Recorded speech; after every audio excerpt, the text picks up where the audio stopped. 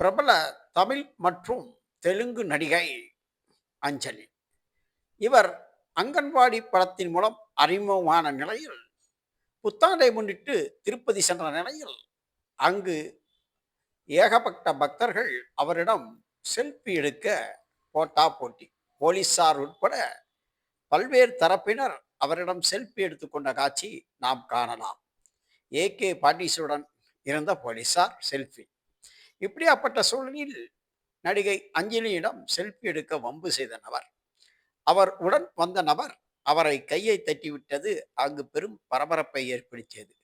இதோ பாருங்கள், நடிகை அஞ்சலியிடம் திருப்பதியில் செல்ஃபி எடுக்க வம்பு செய்த நபரை நீங்கள் இந்த வீடியோ காட்சியில் காணலாம். இதோ ஒவ்வொருவருடன் பேசிக்கொண்டு நகர்ந்து வரும் நடிகை அஞ்சலியிடம் இந்த நபர் வம்பு செய்கிறார். பாதுகாவலர் உடன் வந்தவர் தட்டி விடுகிறார் கையை. ஆனால் மறுக்க அதை தட்டிவிடும்.